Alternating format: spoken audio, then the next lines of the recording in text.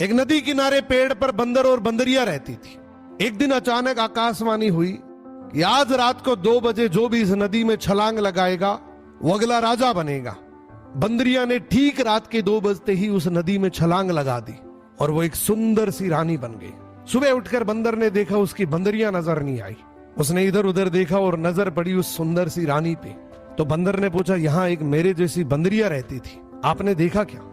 तो उस रानी ने जवाब दिया, वो बंदरिया मैं ही हूं।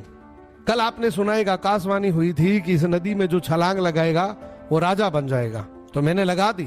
लेकिन मुझे समझ नहीं आया कि ये आकाशवाणी तो आपने भी सुनी थी, फिर आपने क्यों नहीं छलांग लगाई? तो बंदर मायूस होकर बोला, मुझे विश्वास नहीं हुआ कि भला छलांग लगाने से भी कोई राजा बनता है। तो उस रानी बनी हुई बंदरिया ने एक ऐसा जवाब दिया जिसने उस बंदर को सोचने पे मजबूर कर दिया कि तू छलांग तो लगा लेता, मान लिया राजा ना बनता, बंदर का बंदर तो रहता। मोरल ऑफ द स्टोरी, जो लोग रिस्क नहीं लेते हैं वो वहीं के वहीं रह जाते हैं। कभी कभी सफलता सिर्फ एक छलांग दूर होती है। एक नदी किनारे पेड़ पर बंदर और बंदरिया रहती थी।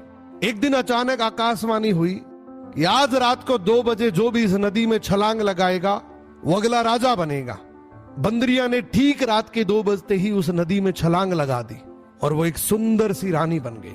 सुबह उठकर बंदर ने देखा उसकी बंदरिया नजर नहीं आई। उसने इधर उधर देखा और नजर पड़ी उस सुंदर सी रानी पे। तो बंदर ने पूछा, यहाँ एक मेरे जैसी बंदरिया रहती थी, आपने देखा क्या? तो उस रानी ने जवाब दिया, वो बंदरिया मैं ही हूं।